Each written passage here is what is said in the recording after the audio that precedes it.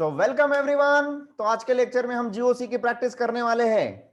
Right, GOC की practice करने वाले हैं। आपको बहुत बहुत बढ़िया लगने वाला है आज का सेशन। आप बोलेंगे सर वाह, मजा आ गया। ओके, इसके बाद बच्चों देखो, पीपीटी की पीडीएफ मिलेगी का? मी तेच वाट बघत होतो, कोणी मागतं काय म्हणून।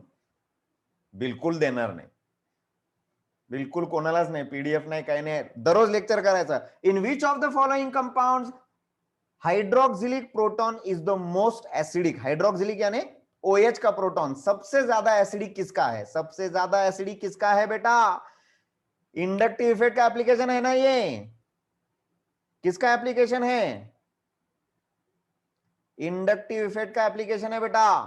क्या एप्लीकेशन है ये बेटा? जितना हेलोजन नजदीक रहेगा, है ना, डिस्टेंस डिपेंडेंट होता है ये, जितना नजदीक रहेगा उतना वो माइनस आई इफेक्ट दिखाएगा। जितना माइनस आई ज्यादा होगा उतनी इस हाइड्रोजन की एसिडिटी ज्यादा होगी। ये H+ निकल जाएगा और H+ निकलने के बाद आप क्या बोलेंगे?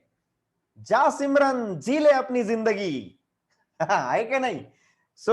इसके बाद कौन आएगा बच्चों?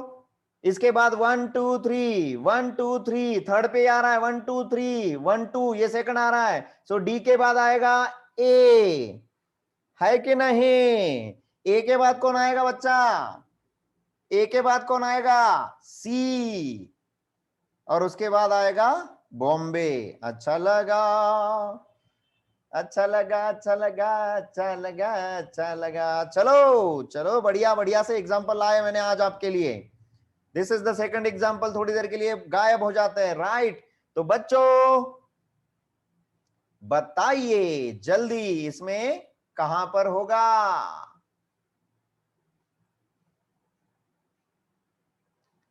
कहां पर होगा?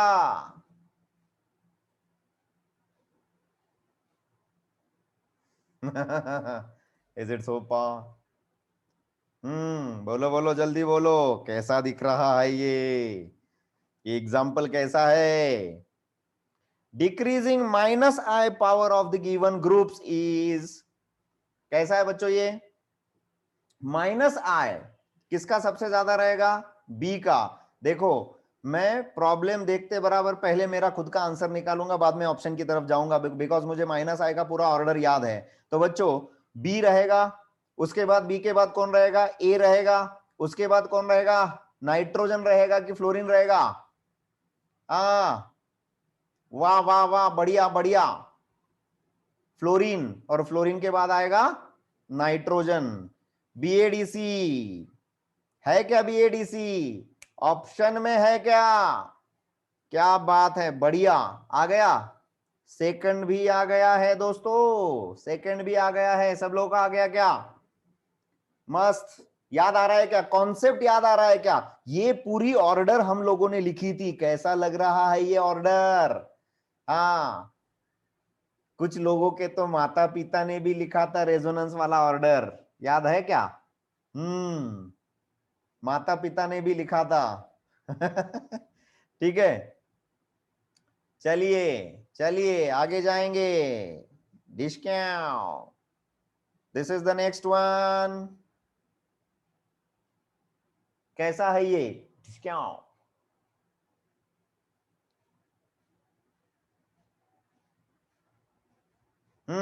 Express the decreasing order of inductive effect. बोलो, इंडक्टिव इफेक्ट का डिक्रीजिंग ऑर्डर कैसा है?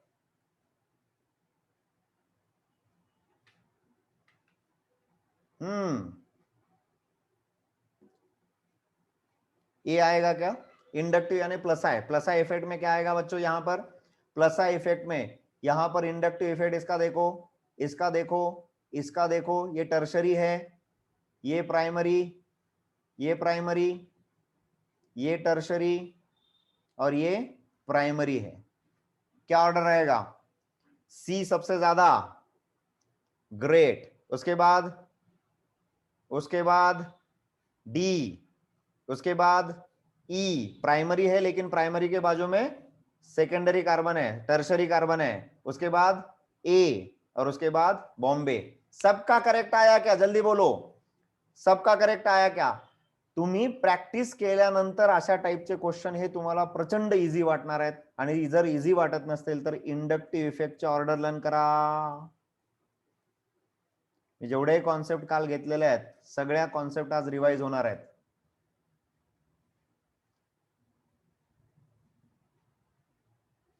ऑप्शन इलिमिनेशन पण येऊन जातं तुमचं. बी सगळ्यात कमी आहे तर बी इकडेच सगळ्यात कमी आहे, त्याच्यामुळे बाकीचे ऑप्शन बघायची गरज नाही. याला लॉजिक स्ट्रॉंग असावं लागतं बेटा.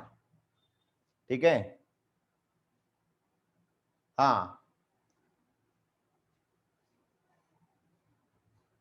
इतके सोपे क्वेश्चन येतात का नीटला? अरे बेटा याच्यापेक्षा सोपे येते, तुला काय सांगू. हा, SP2 हायब्रिडायझेशनचा आला होता, सांगता येत नाही लोकांचं काही. The Meta directing power of the following groups. बेटा मेटा डायरेक्टिंग चाहिए. हाँ, मेटा डायरेक्टिंग चाहिए. Meta directing power, Meta directing power किसका ज्यादा होगा? बॉम्बे, राइट. ये इसका -R ज्यादा स्ट्रॉन्ग है, ये नॉर्मल होता है. फिर उसके बाद ये +R दिखाता है और ये भी +R दिखाता है. दोनों में ज्यादा +R कौन दिखाता है? NH2. तो उसमें मेटा डायरेक्शन का बहुत उल्टा ऑर्डर हो जाएगा ना. यस. सो मेटा डायरेक्टिंग कैपेसिटी, ये दोनों तो ऑर्थो पैरा डायरेक्टिंग होते हैं, तो मेटा डायरेक्टिंग का कैपेसिटी उनका बहुत कम होता है. सो इलेक्ट्रॉन विड्रॉइंग ग्रुप जितना स्ट्रॉन्ग रहेगा उतना मेटा डायरेक्टिंग पावर ज्यादा होगा. राइट बच्चों. सो मेटा डायरेक्टिंग, मेटा डायरेक्टिंग अच्छा लगा? Very good. आगे जाते हैं. जाना है आगे. जास्त फास्ट होत आहे का? काही लोकांना कळत नाहीये का? कळत नसेल तर सांगा, याला परत समजून सांगता येतं. पण ह्या एकदम एकदम एकदम आपण काय होतंय नॉर्मल स्पीडनं घेतोय. अथर्व म्हणतोय सर स्लो होतोय. चला चला, बाकीच्यांना सोबत घेऊन चालायचं. अथर्व, हा चलो. Number 5, question number 5. Which of the following pairs of structures do not represent resonating structure?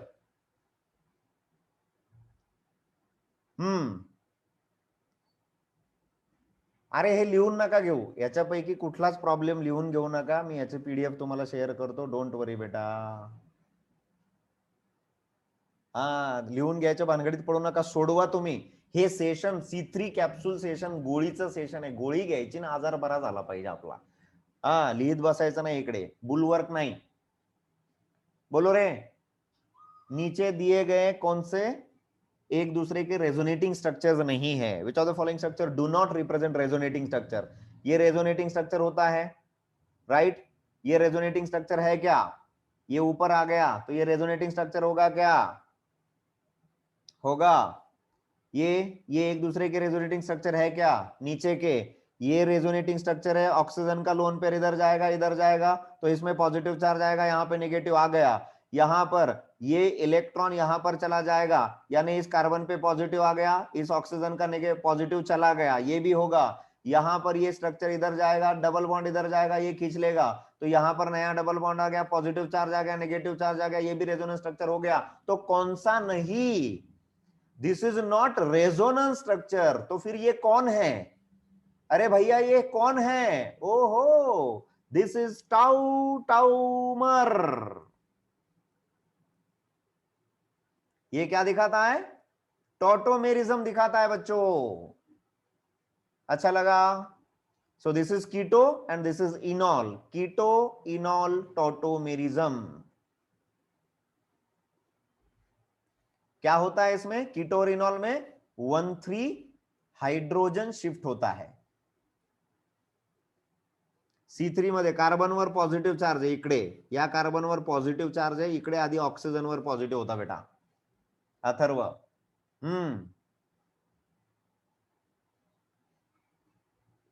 Okay. तो रेजोनेंस में बच्चों, रेजोनेंस में यहां पर 1,3 हाइड्रोजन शिफ्ट हो रहा है. और रेजोनेंस स्ट्रक्चर के कैरेक्टरिस्टिक में हम लोगों ने लिखा है क्या? कि एटम का पोजीशन नहीं बदलता. एटम का पोजीशन नहीं बदलता, सिर्फ इलेक्ट्रॉन ट्रांसफर होते हैं. सिर्फ क्या होते हैं बच्चों? इलेक्ट्रॉन ट्रांसफर होते हैं, इलेक्ट्रॉन डिस्प्लेस होते हैं, इलेक्ट्रॉन एक जगह से दूसरी जगह पर ट्रांसफर होते रहते हैं. एटम कोई भी ट्रांसफर नहीं होता, यहां पर एटम का ट्रांसफर हो रहा है, इसलिए रेजोनेंस स्ट्रक्चर नहीं हो सकता। अच्छा लगा, अच्छा लगा, अच्छा लगा, अच्छा लगा, अच्छा लगा। सिक्स का ऑप्शन बताओ। चलो यहां पर है ना, यहां पर बच्चों ट्रिपल बॉन्ड है, हाँ इसको थोड़ा सुधार लो। हाँ प्रिंटिंग मिस्टेक, ट्रिपल बॉन्ड होता है इधर। Arrange basicity of the given compound in decreasing order, decreasing order. Nitrogen lone pair देने वाला है, नाइट्रोजन लोन पेयर देने वाला है, नाइट्रोजन लोन पेयर देने वाला है, लेकिन यहां पर नाइट्रोजन कौन से कार्बन को अटैच्ड है? sp3। यहां पर किसे अटैच्ड है? sp2। और यहां पर किसे अटैच्ड है बच्चों? sp। तो जितना मोर इलेक्ट्रोनेगेटिव एटम रहेगा वो माइनस आई से इसके इलेक्ट्रॉन खींचेगा, इसलिए जल्दी इलेक्ट्रॉन देगा क्या? नहीं देगा। So A greater than B greater than C, ऐसा ऑर्डर रहना चाहिए। ऐसा ऑर्डर है क्या ऑप्शन में? A greater than B greater than C है क्या ऑप्शन में? है ए। आपण काय करतोय तुम्हाला कळतंय का मी काय करतोय? जे ऑप्शन्स जे अगोदर तुम्हाला स्ट्रक्चर दिलेत त्याच्यावरून एक आन्सर प्रेडिक्ट करतोय, आणि आन्सर प्रेडिक्ट केल्यानंतर ऑप्शन मध्ये जातोय। बेटा डायरेक्ट ऑप्शनला गेले की आपण जास्त कन्फ्यूज होतो, आपल्याला जास्त कन्फ्यूज व्हायचं नाहीये, आपली कॉन्सेप्ट यूज करायची आहे, आपली कॉन्सेप्ट यूज करायची आहे। हाँ ऑप्शन से क्रॉस चेक बाद में करना है। समजतंय सगळ्यांना? शिवानीला वाटतंय की हे कसं आलंय? हाँ ठीक है। sp3 बेटा नाइट्रोजन लोन पेयर देने वाला, ये बेसिसिटी दिखाने वाला, ये किसे अटैच्ड है? sp3 हाइब्रिड कार्बन को। ये किसे अटैच्ड है? sp2 हाइब्रिड कार्बन को। और ये किसे अटैच्ड है? sp hybrid carbon. sp more electronegative होता है, sp2 मोर इलेक्ट्रोनेगेटिव होता है sp3 से। जितना मोर इलेक्ट्रोनेगेटिव रहेगा उतनी उसकी बेसिसिटी कम रहेगी। अच्छा लगा, अच्छा लगा? वैष्णवी कळालं का बेटा? हाँ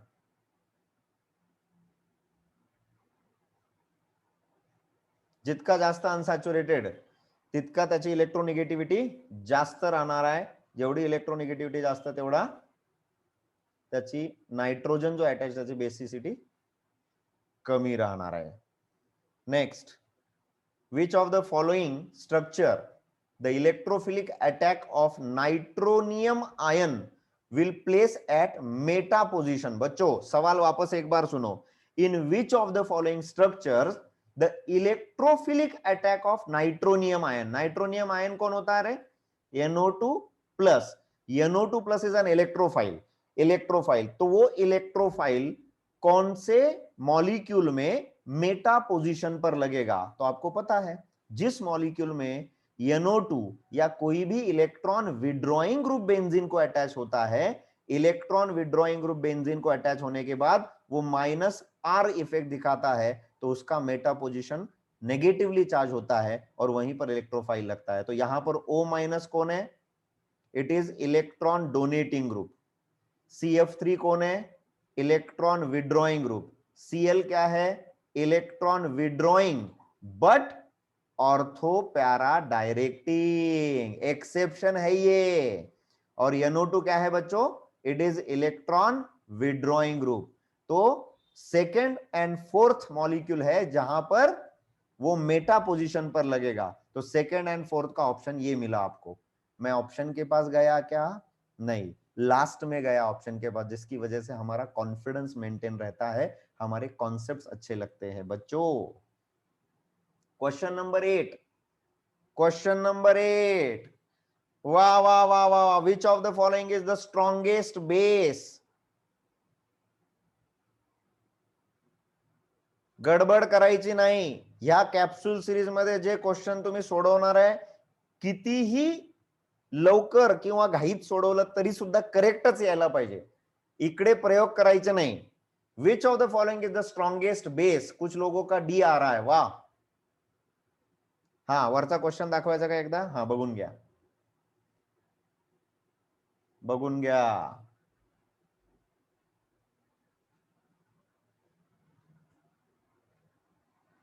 कुछ लोग डी बोल रहे हैं। बेटा जगह पे खड़े रहो एक बार, जो डी बोल रहे वो एक बार खड़े रहो, खड़े रहो, खड़े रहो। हा आपल्याकडे तसं चालतच नाही, उभंच राहावं लागतं डायरेक्ट। हाँ बच्चों यहां पर यहां पर नाइट्रोजन जो है वो 2 कार्बन्स को अटैच्ड है, दिस इज सेकेंडरी अमाइन।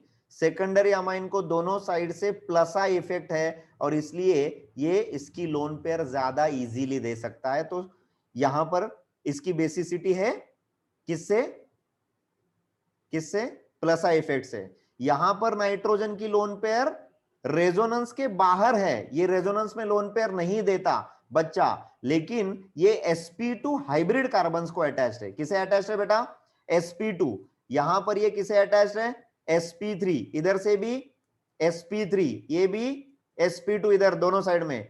यहां पर नाइट्रोजन की जो लोन पेयर है वो रेजोनेंस में यानी एरोमेटिसिटी में इन्वॉल्व है। This lone pair involve in aromaticity, aromaticity. और बच्चों यहां पर ये लोन पेयर भले ही रेजोनेंस के बाहर है, लेकिन ये बेंजीन में होने के कारण ये बेंजीन के रेजोनेंस में इन्वॉल्व है। रेजोनेंस में इन्वॉल्व है यानी बाहर देगा क्या, नहीं देगा। तो कौन सा लोन पेयर इजीली अवेलेबल है डोनेशन के लिए, रेजोनेंस में जाएगा तो जल्दी वापस नहीं आएगा, एरोमेटिसिटी में जाएगा तो कभी वापस नहीं आएगा। अच्छा लगा, हाँ। तो सबसे ज्यादा होगा ए के बाद कौन होगा बेटा, बी के बाद कौन होगा, डी के बाद कौन होगा, सी में लोन पेयर जो है नाइट्रोजन का is involve in aromaticity. Aromaticity में इन्वॉल्व है तो वो जल्दी डोनेट नहीं करेगा। ये एग्जाम्पल नंबर 1 है, मेरा सबसे पसंदीदा एग्जाम्पल है ये, बार बार आता है, बार बार आता है,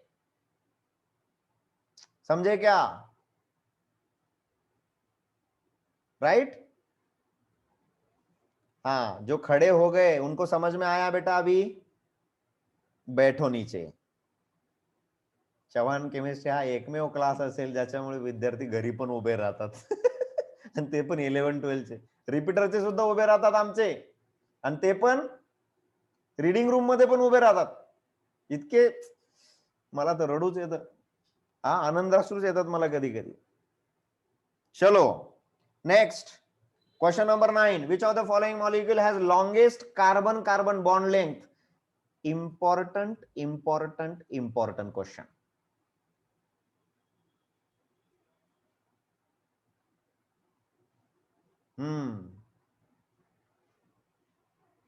very good. Which of the following molecule has longest CC bond length. बेटा कार्बन कार्बन डबल बॉन्ड की बॉन्ड लेंथ बढ़ेगी क्या, यस बढ़ेगी जब वो रेजोनेंस पर जाएगा। यूट्यूब और चालू नहीं है बेटा, अगर इस कार्बन कार्बन डबल बॉन्ड को अल्काइल ग्रुप लगता है तो हाइपर कॉन्जुगेशन होगा, और मेरे दोस्तों हाइपर कॉन्जुगेशन में जब ये हाइड्रोजन इलेक्ट्रॉन देता है तो ये डबल का सिंगल बॉन्ड बन जाता है। और आपको पता है सिंगल बॉन्ड की बॉन्ड लेंथ ये डबल बॉन्ड से ज्यादा होती है। तो जितना हाइपर कॉन्जुगेशन यानी डबल बॉन्ड को जितने अल्फा हाइड्रोजन ज्यादा रहेंगे उतना हाइपर कॉन्जुगेशन ज्यादा रहेगा, उतने देर के लिए ये डबल बॉन्ड सिंगल बॉन्ड में कन्वर्ट हो जाएगा। तो मेरे दोस्तों पहचानो कि कहां कहां पर अल्फा हाइड्रोजन प्रेजेंट है और कहां पर ज्यादा है। सो सबसे हाईएस्ट अल्फा हाइड्रोजन इस कार्बन को है, ये 3 और ये 3, 6 alpha hydrogen are there. Is that सोपा। तो सबसे ज्यादा कार्बन कार्बन डबल बॉन्ड यहां पर सिंगल बॉन्ड में कन्वर्ट हो जाएगा, यानी उसकी बॉन्ड लेंथ सिंगल बॉन्ड में रहेगी ज्यादा देर तक। So this is highest carbon carbon bond length, longest C double bond C bond ऐसे बोल सकते हैं। सो डी के बाद अल्फा हाइड्रोजन इसके पास है, इसके पास कोई भी अल्फा हाइड्रोजन नहीं है। और बच्चों यहां पर तो हाइपर कॉन्जुगेशन होता ही नहीं, यहां पर भी नहीं होता वैसे, because no alpha hydrogen are there. लेकिन यहां पर वो दोनों साइड से किसे अटैच्ड है, sp हाइब्रिड कार्बन को। So D B C A will be the order, D B C A will be the decreasing order. कितने लोगों का आया, अरे भैया कितने लोगों का सही आया, जितनी तारीफ करूं कम है, थिंकिंग ही बदल गई, कैसे अप्रोच करे, वाह प्रथमेश थैंक यू। चलो आगे चलो, अच्छा लगा क्या?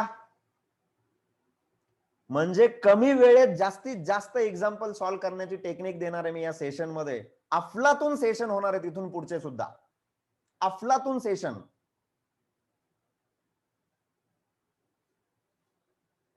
ओके, आगे जाते हैं. Question number 10.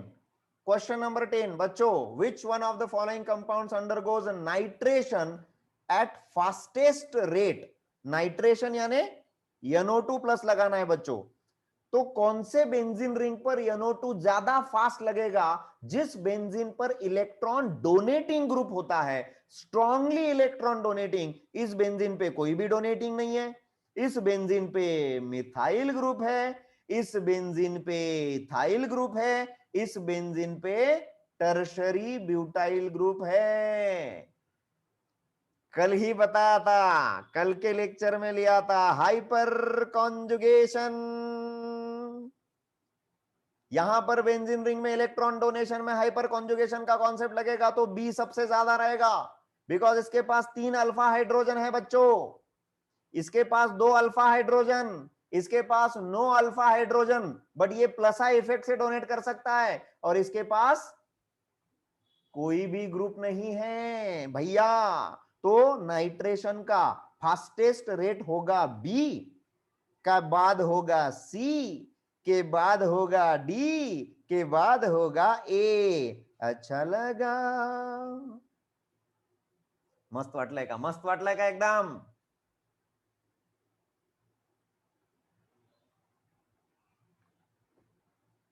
जबरदस्त.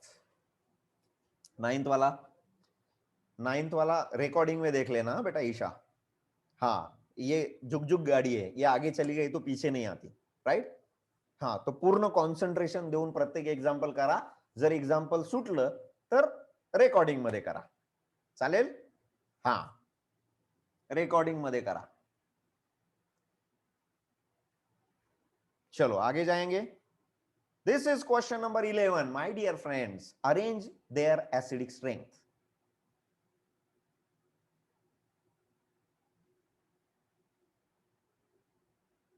ठीक आहे प्रतीक, सांगतो. बेटा, ऍसिडिक स्ट्रेंथ ही कशावर डिपेंड असते? कॉन्जुगेट बेस के स्टेबिलिटी पे डिपेंड होती है. Stability of conjugate base. जितना कॉन्जुगेट बेस ज्यादा स्टेबल होगा उतनी एसिडिटी ज्यादा होती है, बिकॉज H प्लस देने के बाद जो बचता है उसे हम कहते हैं कॉन्जुगेट बेस. तो मेरे बच्चा वाटर और मिथेनॉल में एक्सेप्शन होता है. जनरली हम ऐसे कहते हैं कि इसका H प्लस देने के बाद क्या होता है? PHO माइनस, फिनॉक्साइड आयन बनता है कॉन्जुगेट बेस. इसका H प्लस देने के बाद क्या होता है? OH माइनस बनता है कॉन्जुगेट बेस. और इसका H प्लस निकलने के बाद CH3O minus conjugate base. Right?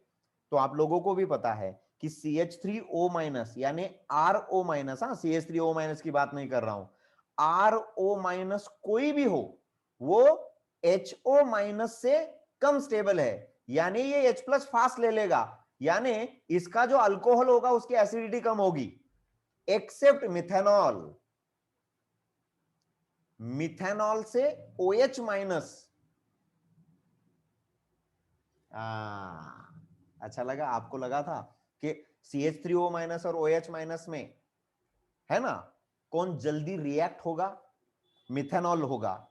नहीं बच्चों, बेस कॉन्जुगेट बेस की कॉन्सेप्ट पता है क्या आपको? किती लोकांना कॉन्जुगेट बेसची कॉन्सेप्ट माहित आहे? कॉन्जुगेट बेस म्हणजे काय रे बेटा? Conjugate base means what? सुनो सुनो सुनो, मैं बताता हूं बेटा. कॉन्जुगेट बेस बोले तो क्या पता है कि ये अल्कोहल है, इसका H प्लस देने के बाद क्या बचेगा? CH3O minus. इसका H प्लस वाटर का देने के बाद क्या बचेगा? OH minus. और इसका H प्लस देने के बाद क्या बचेगा? PHO minus. So these are conjugate bases. Acidic hydrogen देने के बाद जो बचता है उसे कॉन्जुगेट बेस कहते हैं. तो बच्चों यहां पर HO माइनस, ऑक्सीजन पे नेगेटिव चार्ज, ऑक्सीजन पे नेगेटिव, ऑक्सीजन पे नेगेटिव, यहां पर तो ऑक्सीजन पूरा रेजोनेंस में जाता है, नेगेटिव चार्ज, तो इसकी स्टेबिलिटी तो वैसे भी ज्यादा है, यानी ये स्ट्रॉन्ग एसिड है। ये कौन है? स्ट्रॉन्ग एसिड है, तो 1 सबसे ज्यादा स्ट्रॉन्ग, राइट। उसके बाद 2 और 3 में, 2 और 3 में कौन ज्यादा होगा? H+ देने के बाद जो जल्दी रिएक्ट होता है वो लेस एसिडिक होता है, so methanol is more acidic here as compare to OH-। Yes, 1 3 2, option D.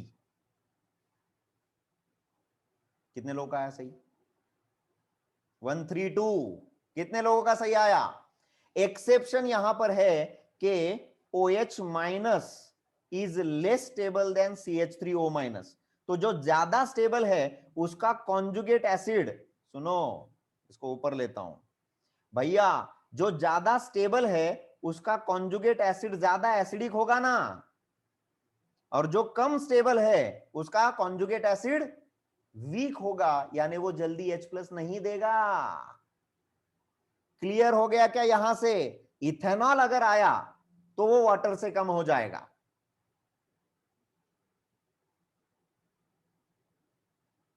अच्छा लगा? मिथेनॉल छोड़ के दूसरा कोई आया तो वो ज्यादा कम स्टेबल होता है वाटर से, सो CH3O- इज मोर स्टेबल। क्यों? CH3O- वैसे ज्यादा स्टेबल नहीं है, यहां पे उससे कम स्टेबल OH- है, बिकॉज हाइड्रोजन ऑक्सीजन की पोलैरिटी की वजह से ये बॉन्ड ज्यादा पोलर है as compare to carbon oxygen bond in CH3O-। हाँ, बाकी जगह पे अगर इथेनॉल आ गया तो फिर 2 कार्बन बढ़ जाते, 1 कार्बन बढ़ जाता है, तो उसकी वजह से वो कॉन्जुगेट बेस अनस्टेबल हो जाता है। बताया था मैंने, ये डाउट्स में बताया था, राइट। चलो आगे, विच of the following exhibits electromeric effect? बच्चों बच्चों जरा संभाल के बोलना है, बिल्कुल गलत नहीं करना है किसी ने भी।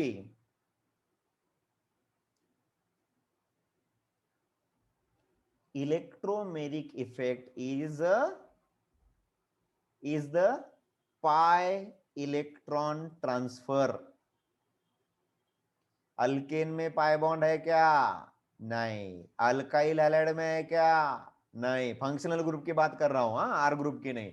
अल्काइल अमाइंस में है क्या? नहीं। अकेला अल्डिहाइड यहां पर है जिसमें C double bond O present है, और यहां पर न्यूक्लियोफाइल आ गया तो वो कार्बोनिल कार्बन पे अटैक कर सकता है, और इलेक्ट्रोफाइल आ गया तो इसकी ऑक्सीजन की लोन पेयर उस पे अटैक कर सकती है। यानी ये कौन सा रिएजेंट है पता है?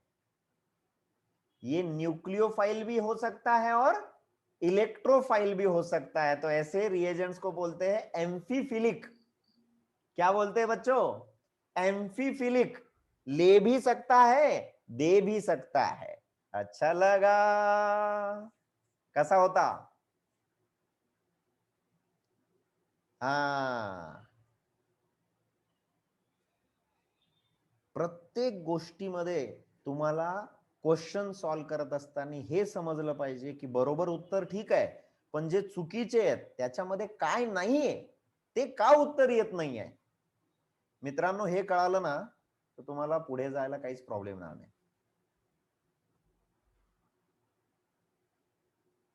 ओके, क्या बात है।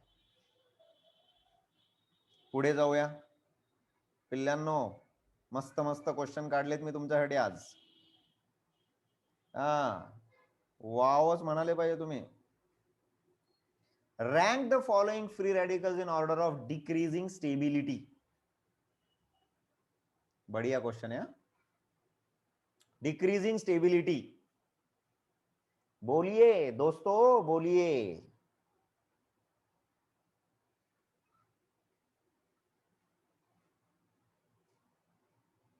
हा, झाली ऑर्डर काढून बऱ्याच लोकांची। चुकीला माफी नाही, ज्या लोकांचं आन्सर चुकतं त्यांनी जागेवर स्वतःहून उभं राहायचं 2 मिनिट. त्या चुकीच्या कॉन्सेप्टला 2 मिनिटं श्रद्धांजली द्यायची तुम्ही. एवढं प्रामाणिक जर आपल्या अभ्यासामध्ये आपल्याला राहता आलं तर आपल्याला कोणाचीच गरज नाही आपल्यावर लक्ष ठेवण्याची. बरोबर. उगे आई वडील उगे रिकामा ताण घेतात आपला. बरोबर है बेटा. फ्री रेडिकल के बाजू में 2 बेंजीन है. फ्री रेडिकल के बाजू में बेंजीन और डबल बॉन्ड यानी अलाइलिक फ्री रेडिकल. यहां पर हाइपर कॉन्जुगेशन, यहां पर बेंजीन और मिथाइल. यहां पर ये अलाइलिक भी नहीं, कुछ भी नहीं है, ये प्राइमरी है. यहां पर ये टर्शरी है. बोलो बोलो बोलो. सबसे ज्यादा स्टेबल 1. 1 के बाद कौन होगा? 1 के बाद होगा कौन?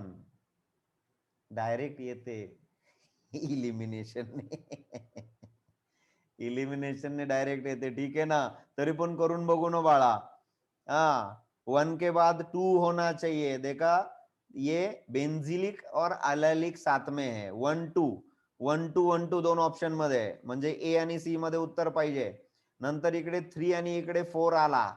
विकेट पडली. विकेट पडली.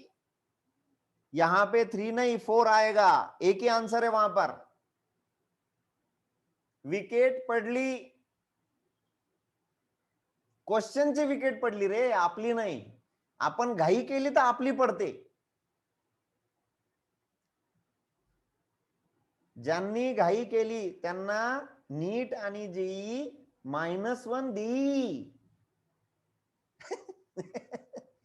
त्यांना नीट आणि जेई -1 दी. जवान सर कशाचंही काही कशाला जोडून टाकतात भाऊ. मास्तरचं काय करणे भाऊ. अरे इतका सोपा कॉन्सेप्ट कसं काय चुकू शकतो बेटा आपण? हा आता असे क्वेश्चन ना तुम्हाला असं वाटतं ना हे 14 नंबर सारखे क्वेश्चन यायला पाहिजे नीटला. हा आपलं तर पार सोनं चांदी सगळंच आहे. कार्बन फ्री रेडिकल कल के लेक्चर में लिया दोस्तों हमने. कार्बन फ्री रेडिकल ये ऐसा इंटरमीडिएट है जिसमें एक अनपेयर्ड इलेक्ट्रॉन होता है और अनपेयर्ड इलेक्ट्रॉन जिसमें होता है वो पैरामैग्नेटिक होता है. बेटा पैरामैग्नेटिक यानी मैग्नेटिकली एक्टिव. राइट. थोड़ा कंफ्यूजन करेंगे ना इसमें, ज्यादा ही सिंपल हो गया ना.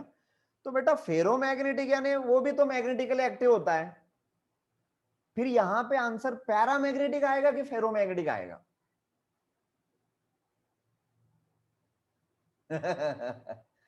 कंफ्यूज.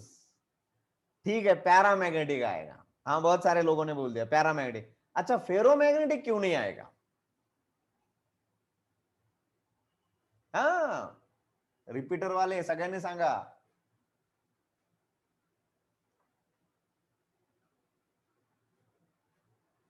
हाँ कुछ लोगों को नहीं पता. बेटा दोनों में भी अनपेयर्ड इलेक्ट्रॉन होता है, पैरामैग्नेटिक में भी और फेरोमैग्नेटिक में भी. Ferromagnetic is the species. कुछ लोग बोल रहे हैं सर वो आयरन के लिए होता है. कॉन्सेप्ट क्लियर करो, कॉन्सेप्ट क्लियर करो बेटा, कॉन्सेप्ट. कुछ लोग बोल रहे हैं कि वो एरोमेटिक इसमें होता है आयरन के लिए. Permanent dipole moment is present. फेरोसाठी जास्त अनपेड इलेक्ट्रॉन लागतात. ओके थोडस करेक्ट आहे चिन्मय. मी याला आणखी थोडं करेक्ट करतो. हा चिन्मयने छान आन्सर दिलंय की फेरोसाठी जास्त अनपेड इलेक्ट्रॉन पाहिजेत. मित्रांनो ferromagnetic species are those which in presence of magnetic field they are paramagnetic, but in absence of magnetic field also they are paramagnetic. अच्छा लगा? अरे मैग्नेट के साथ जब आप आयरन को रखते हो है ना तो थोड़ी देर बाद उसको निकालने के बाद क्या होता है उसमें भी मैग्नेटिक बिहेवियर आ जाता है. कार्बन फ्री रेडिकल को वैसा रखेंगे पूरा जन्म भी बैठ गया तो भी उसमें फेरोमैग्नेटिज्म नहीं आएगा. हेलो. ये तो कॉन्सेप्ट है फेरोमॅग्नेटिक. हा असं एका क्वेश्चन मध्ये आपल्याला आणखी शिकता आलं पाहिजे रे. कॅप्सूल सिरीज रे. स्टेटमेंट रिपीट करू क्या? ferromagnetic substances are magnetically active in presence as well as absence of magnetic field. ऐसा स्टेटमेंट लिख लो.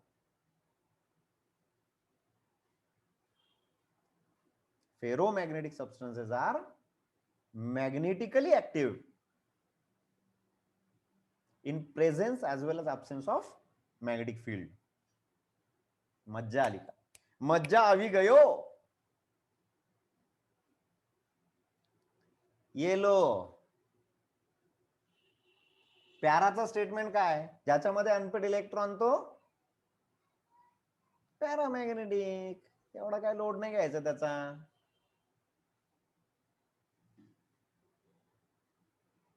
चला, correct order of stability is, negative charge आहे की पॉझिटिव्ह वो देख लो.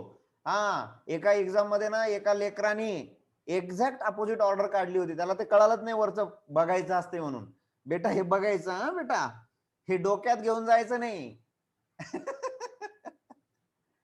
आन्सर पॅरामॅग्नेटिकचं बेटा त्याचं इकडे इकडे कॅन्सल करतो. परत एखादा म्हणायचं सर तुम्ही दोघांना पण टिक केलं होतं. कार्बन फ्री रेडिकल पैरामैग्नेटिक रहेगा, फेरोमैग्नेटिक नहीं बनेगा कभी. बेटा ये सब पॉजिटिव चार्जेस है. पिल्ल्या पिल्लांनो, हे पॉझिटिव्ह चार्जेस आहे रे बाळांनो. हे पॉझिटिव्ह चार्जेसचं करायचं बरे का. स्टेबिलिटी, जितना स्ट्रॉन्ग डोनेटिंग ग्रुप उतना कार्बोकैटायन का स्टेबिलिटी ज्यादा. OH और OCH3 में कौन ज्यादा डोनेटिंग होता है? OH ज्यादा डोनेटिंग होता है. 3 greater than 2 greater than 1 greater than 4. 3 2 1 4. Option नहीं है. ऑप्शन नहीं है. इसको चेंज कर दो. 3 2 1 4. ते होत असतं प्रिंटिंग मिस्टेक. ते मी घेताना काही घाईत घेतलेले आहेत ना, मी चेक नाही केलं. आणि मी अभ्यास न करता शिकवतो, त्याच्यामुळे होत असं. 3 2 1 4. अच्छा लगा? Plus are effect. Plus are effect, इसका ज्यादा इसका कम होता है. अच्छा लगा? सो बी इज द आंसर. 3 2 1 4. चला, मस्त वाटतंय बेटा. म्हणजे ज्या लोकांच्या डोक्यात भीती होती की आपल्याला एमसीक्यू सॉल्व्ह करता येत नाही किंवा वाचलं तरी पण एमसीक्यू चुकतात, अशा सगळ्या लोकांचा फायदा होतोय. या C3 सिरीजच्या माध्यमातून मी सगळे जे लेक्चर्स आहेत C3 कॅप्सूल सिरीजचे, हे सगळे पब्लिक करणार आहे. हो, ज्याही व्यक्तीला मेडिकल इंजिनिअरिंगला बेस्ट इन्स्टिट्यूट मध्ये लागायचं असेल त्यांनी हे लेक्चर करावे. बस. आणि फ्री सगळ्यांसाठी. बस. चला पुढे चला रे. Which one of the following reaction intermediate are which of the following reaction intermediates are electrophilic in character? हे तर डायरेक्ट लर्न झालं. सगळ्या फ्रेंड्सला शेअर करू शकता बेटा. अनुप, किती ज्यांना करायचं असेल त्यांना शेअर करा, काही प्रॉब्लेम नाही.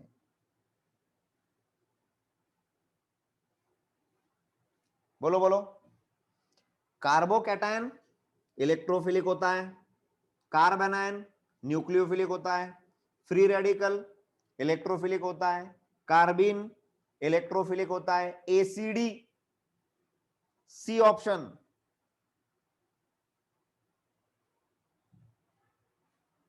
कार्बिन भी है, कार्बिन भी इलेक्ट्रोफाइल होता है बेटा. कार्बिन का कॉन्सेप्ट पता है ना सभी को? ऐसा कार्बन जिसको 2 बॉन्ड्स है और जिसके एक ऑर्बिटल का इलेक्ट्रॉन पेयर निकल गया है, कोई तो लेके भाग गया है. प्रवीण बघतो रे पिल्ल्या.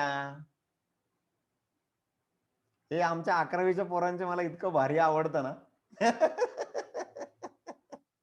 हे खूप हसू येतं मला. मी ना घरी आलं की मॅडमला सांगत असतो, आज या पोरांनी असं म्हटलं तसं म्हटलं. मला काही लोक मेसेज काय पाठवतात माहितीये का? सर तुम्ही लेक्चर मध्ये ना माझ्या कमेंटला बघतच नाहीत, तुम्ही ना मला कधी उत्तर देत नाहीत.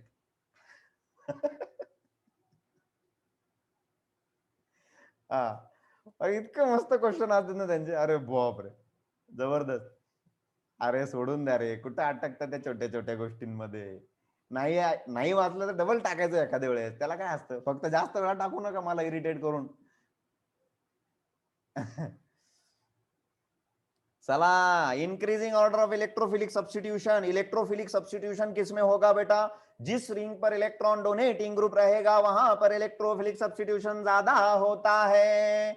किसके किसके कौन से रिंग पर ज्यादा स्ट्रॉन्ग इलेक्ट्रॉन डोनेटिंग सब्स्टिट्यूएंट है? यहां पर OCH3 है, हाँ है। उसके बाद CH3 हाइपर कॉन्जुगेशन से देता है CF3 माइनस आर इफेक्ट दिखाता है।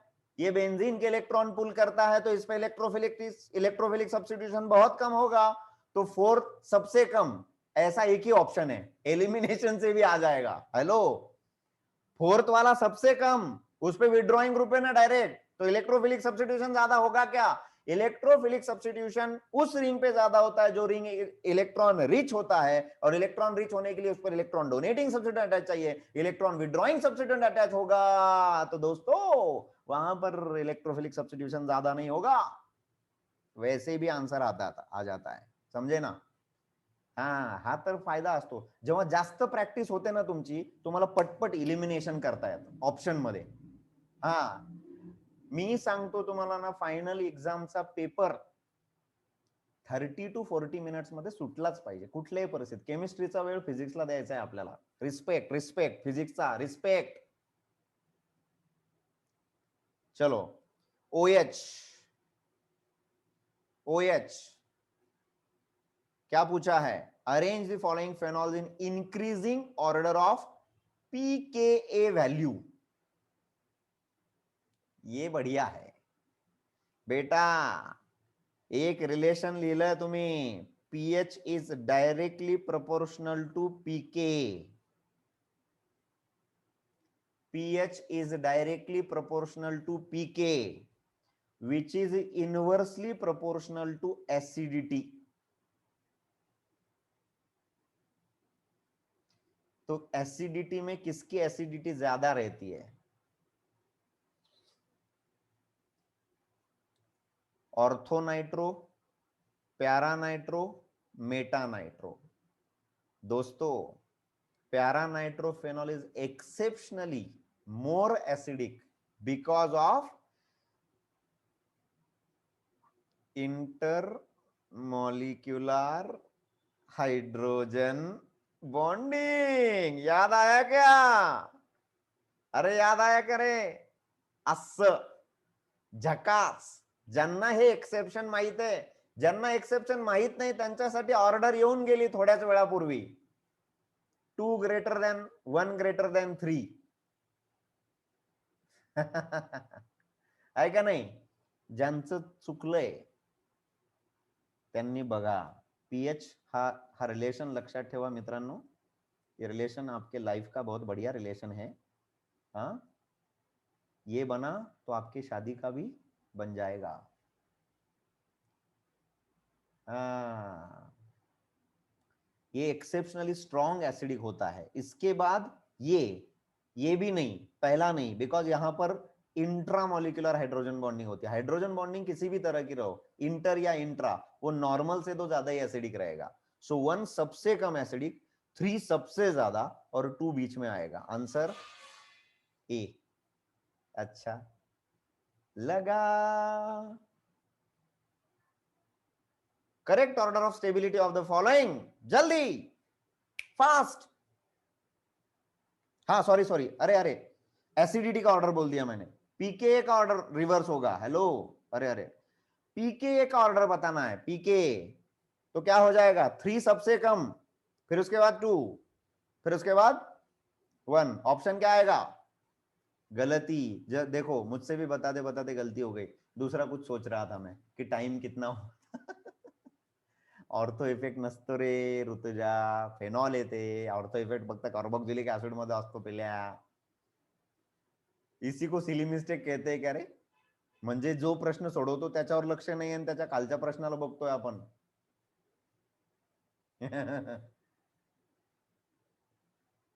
अच्छा ठीक आहे, तू नाही म्हटलं का, दुसरं कोणतरी असेल. Correct order of stability of the following. Double bond की स्टेबिलिटी किस पे डिपेंड होती है रे? हाँ बोलो. हाइपर कॉन्जुगेशन पे डिपेंड होता है. Number of alpha hydrogen. इस डबल बॉन्ड को देखो भैया, 3, 6, 8, 10, 10 अल्फा हाइड्रोजन. इसके पास 4 अल्फा हाइड्रोजन, इसके पास 6 अल्फा हाइड्रोजन. समझे क्या? अरे कुछ समझे क्या? तो ऑर्डर ऑफ स्टेबिलिटी, जितने अल्फा हाइड्रोजन ज्यादा उतना हाइपर कॉन्जुगेशन ज्यादा, उतनी उस कार्बन के डबल बॉन्ड कार्बन की स्टेबिलिटी ज्यादा. 2 ग्रेटर देन 3 ग्रेटर देन 1. सी. ओहो, this is the most awaited question. हाँ, बहुत बार लिया है इसको, बहुत बार लिया है बच्चों, बोलो. बहुत बार ऐसे क्वेश्चन लेता हूं मैं क्लास में भी, जब जब ये कॉन्सेप्ट बताता हूं ना मैं, ortho para directing and Meta directing का, तो ये एग्जांपल हमेशा बताता हूं मैं. बताइए, इस बेंजीन रिंग को, ये COO जो लिखा है ना, वो असल में C डबल बॉन्ड O है बेटा. ये रिंग नंबर 1 और ये रिंग नंबर 2 है. लेफ्ट टू राइट जाना है देखने के लिए. ओके, तो यहां पर क्या करेंगे दोस्तों? हाँ, यहां पर क्या करेंगे? ऑक्सीजन जिसे अटैच्ड है उसे ऑब्वियसली इलेक्ट्रॉन ज्यादा देगा, यानी उस पर इलेक्ट्रोफाइल इजीली लग सकता है, वो इलेक्ट्रॉन रिच रिंग है. So ortho para at second position, electrophilic substitution occurs. Meta at first ring, ये भी आंसर करेक्ट है, बिकॉज फर्स्ट रिंग को कार्बोनिल अटैच्ड है which is electron withdrawing group, तो ये मेटा डायरेक्टिंग हुआ, तो इसके मेटा को भी तो इलेक्ट्रोफाइल लग सकता है. हाँ, तो फिर बी आंसर चाहिए कि सी आंसर चाहिए?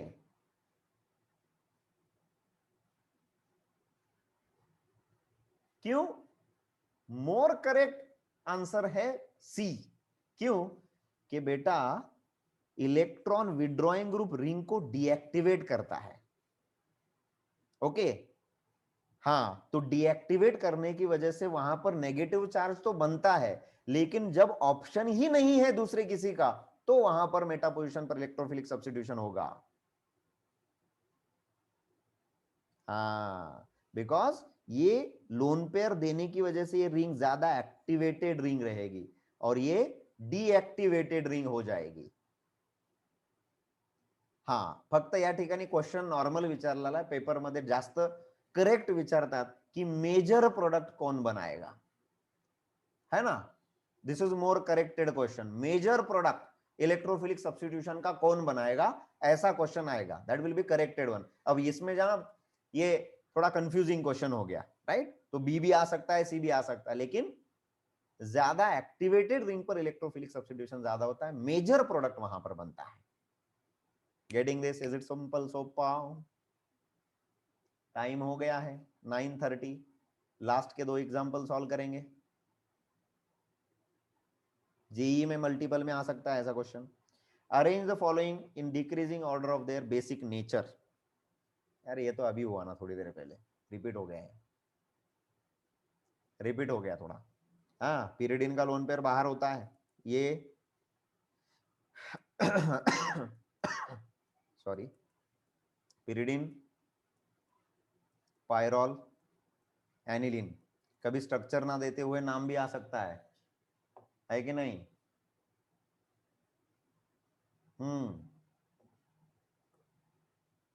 सबसे ज्यादा बेसिक.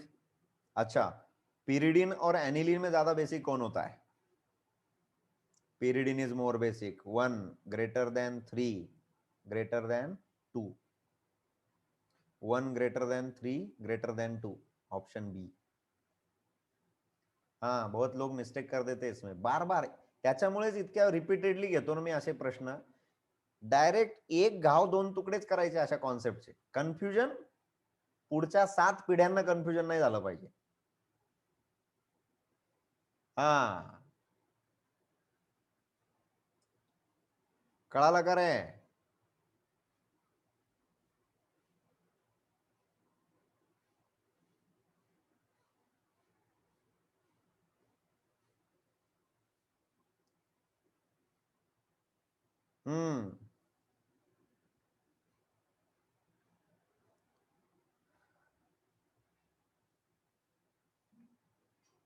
क्या रहेगा इसका answer? Lysergic acid di ethyl amide, LSD।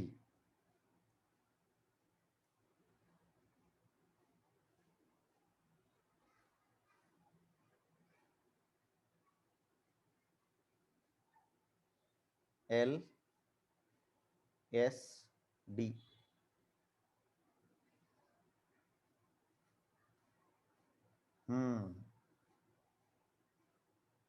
Drug है ये, ड्रग मॉलिक्यूल, नार्कोटिक। इस नाइट्रोजन का विच नाइट्रोजन इज मोस्ट बेसिक, ऐसा पूछा है, जो नाइट्रोजन जल्दी देगा।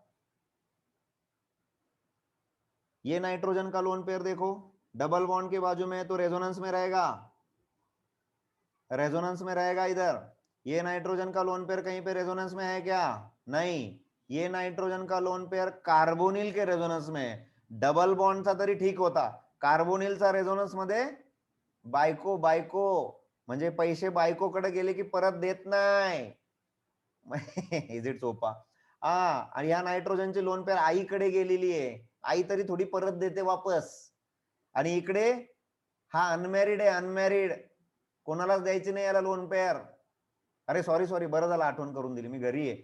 ओ ओ माय गॉड, बंद आहे ना दरवाजा? काय घाबरून टाकता रे तुम्ही? तो सबसे ज्यादा डोनेट कौन करेगा? सब डरते, सब डरते, आपण घाबरत नाही असं म्हणायचं असतं। ऑक्सिजन सोबत वाकडं, नदीवर लाकडं। ये बोला था डायलॉग मैंने। ठीक है, सो सेकंड सबसे ज्यादा रहेगा बच्चों, फिर फर्स्ट, फिर थर्ड, 2 1 3। अच्छा लगा? And this is the end of today session. कैसा लगा? जबरा को मज्जा आवी गयो, वाह। 200 पोरं लाईव्ह असणं म्हणजे काय जोक आहे काय? खतरनाक। हे सेशन फक्त प्रॅक्टिस सेशन म्हणून, बाकीचा अभ्यास करत राहायचा, आणि ह्या सेशनला फक्त प्रॅक्टिस म्हणून घ्यायचं। तुम्हाला क्वेश्चन सुद्धा समजावून सांगतो, सगळं काही समजावून सांगतो। ओके, अशाच पद्धतीचे आणखी जास्त क्वेश्चन काही दिवसानंतर काय होईल माहिती आहे का मित्रांनो, आपले एका लेक्चर मध्ये असे 30-30 40-40 50-50 एक्झाम्पल होतील, आणि प्रत्येक चॅप्टरचे पूर्ण क्वालिटी क्वेश्चन घेणार आहे आपण। आणि हे सेशन मी फक्त एका गोष्टीसाठी घेतोय की क्वेश्चन सोडवताना लॉजिक कसं वापरायचं, कॉन्सेप्ट्स कशा यूज करायच्या, हे मी तुम्हाला सगळ्यांना सांगतोय।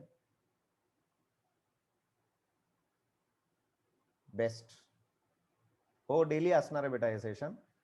हा, 3 दिवस मी घेईल, 3 दिवस महाजन सर घेतील। ओके, लिंक बदलली तर तुम्हाला पाठवून देईल, शक्यतो लिंक सध्या तरी सेमच आहे। ठीक आहे, तुम्ही हे सेशन तुमच्या मित्रांसोबत शेअर करू शकता, सगळ्यांसोबत शेअर करू शकता, काहीच प्रॉब्लेम नाहीये। ठीक आहे, तर अशाच सेशन मध्ये आपण परत परत भेटत राहूयात। तोपर्यंत all the best, bye, good night.